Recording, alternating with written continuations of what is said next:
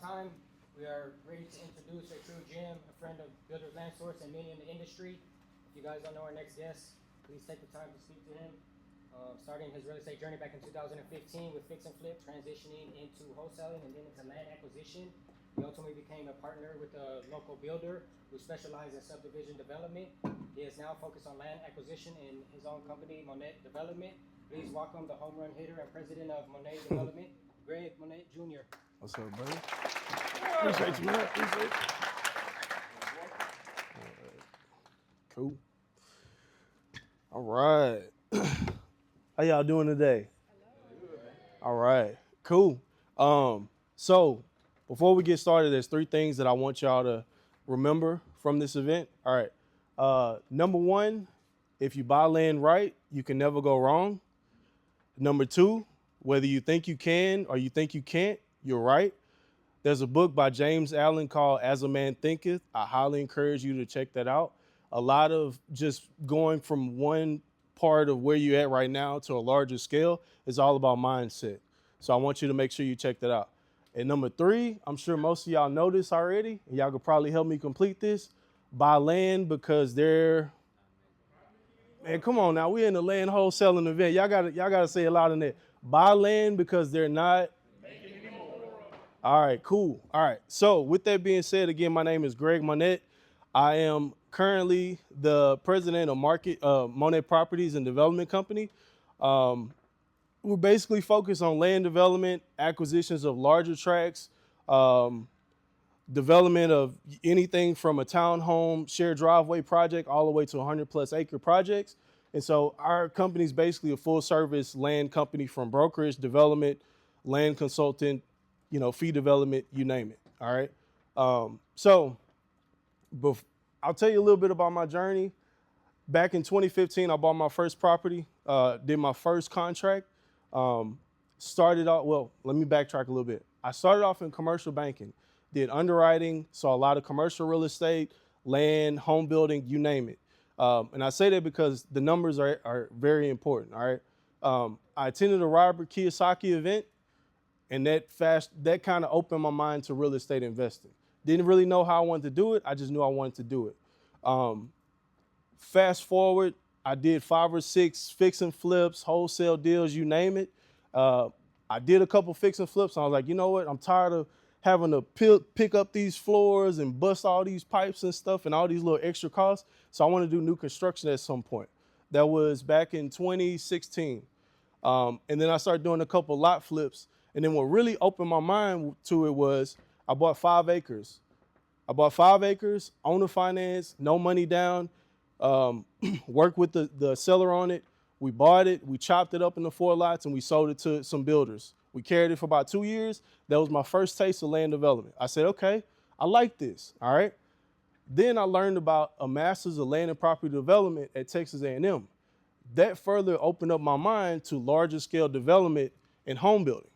And so I went through that program, and then shortly after that, I decided, hey, I'm gonna leave commercial banking, regardless if I have opportunities with it.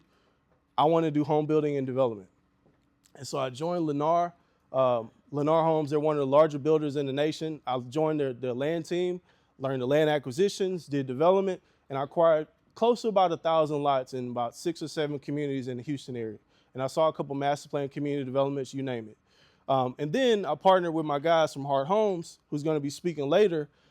We started doing some deals on the side. It was more like wholesale, scatter lot deals. And then I eventually left my 9 to 5, joined them full time. And then we basically took that company. The first year, they did 4 houses. They ran the company for a year.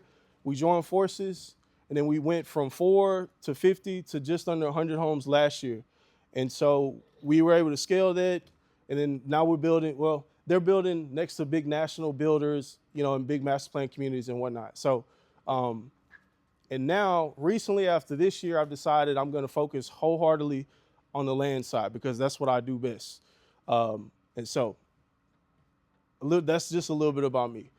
I'll tell y'all a little bit more about the company, but I want y'all to learn.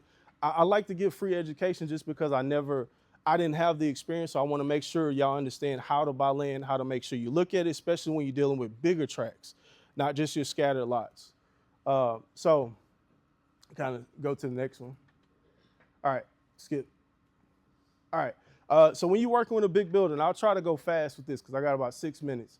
Typically, if I buy a piece of land today, I'm talking like 50 acres, 100 acres plus. Typically, from the time I get under contract, I have 18 to 36 months to get it to finish lots, right?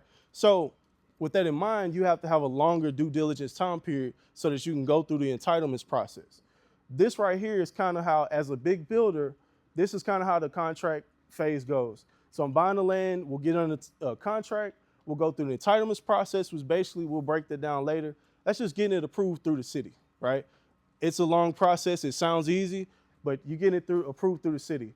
You get the development construction that can take anywhere from 12 to 24 months, depending on how big the project is. And then at the end, you get lots purchased. It looks pretty easy, simple, but it's a long process. All right. So I'm not going to go into super detail about this, but if you're looking for land, typically what I always tell people to do is, hey, look, all you got to do is go look at the top builders on Houston Business Journal. They just published an article, the top 100 builders in Houston. Go look at their websites and then just go drive those communities. Once you go drive those communities, go talk to the salespeople and all that, and then go find a piece of land, go drive the neighborhood nearby it. Go find 10 acres, 20 acres, 50 acres, 100. The reason I say that is because they've already done their research. They've spent millions of dollars researching their property, getting earnest money, building out the communities. So typically when they close out, they're ready for the next section, the next community. So start there. Look at where they're already building at, all right? Secondly, another thing is check your planning and zoning. Counties, your cities or whatever, they always know what's coming next. They're approving preliminary plats, they're approving plans and whatnot, so they always know what community is coming next, and that might be 2 years in advance. Most developments, you don't hear about it until 6 months before the first house is ready to be built. But I already said it takes 24 to 36 months from when they first purchased a piece of land. So planning and zoning departments. All right, next. I got about 3 minutes, so I'm gonna be quick. All right, so one of the things you need to do, and this is something that we do whenever we look at a piece of land, if you bring me a deal and you say, hey man, do you think this deal works? One of the first things I'm gonna do is I'm gonna do a free analysis on you and tell you, like, basically, okay, look, you gotta look at utilities. Max, he pointed that out. You gotta have streets, you gotta have utilities, right? Sometimes when you're working with these bigger tracts, like in the city of Houston, they have a GIS maps that tells you where the water and sewer pipes are at. You can check that. If it's outside the county, you check with the Public Works Department. Call them up and check it out. Check the wetlands, check the flood zone, and also check the pipelines. You can check Texas Railroad Commission. They'll tell you if they have pipelines, they have wells, you name it. Basically, if you have a pipeline running through your property, it makes it a little bit less valuable because there's less land that you have to build on. So that's something you definitely have to check out. And then also utilities, you got to make sure it has water and sewer because it's a big difference. Like I've had a client that came up to us and said, hey, I got a couple acres. I want to do, 4 units to the acre. And then I looked at it and I was like, well, you don't have water and sewer. That's going to be a well and septic community. So that means you can only do 1 acre lots. That's a big difference being able to do 4 lots per acre and not only having to do 1 lot, right? So you want to check that. Then another thing is regulations and development ordinances. You check that with the city. Next. You can skip that one. Skip that. We're going to come back to that. Skip. All right. And then once you're under contract, you want to check out the easements, environmental studies. This is why it takes so long. And you go to the next one just to go through the entitlements process. This is why it takes so long to get a project approved. You have to get it through the entitlements process. First is, get it annexed or de-annexed if it's in the city, or if it's in the ETJ, you might have to get it de-annexed out or whatever. That's a process. Then once you have a piece of land, you create a concept plan. Depending on how big it is, you can just draw it on a sheet of paper and get it approved. But if it's a bigger project, I would highly recommend you get with a land plan or something like that, and they can present it. Then once you have that idea and you present it to the city, then you get a surveyor to do a preliminary plat, get an engineer to do construction plans, and then you move over to, once you finish development, you get your final plat. And that's when you're ready to sell the lots to builders. So next. Go back to that deals real quick. this is the construction process, but it's all good.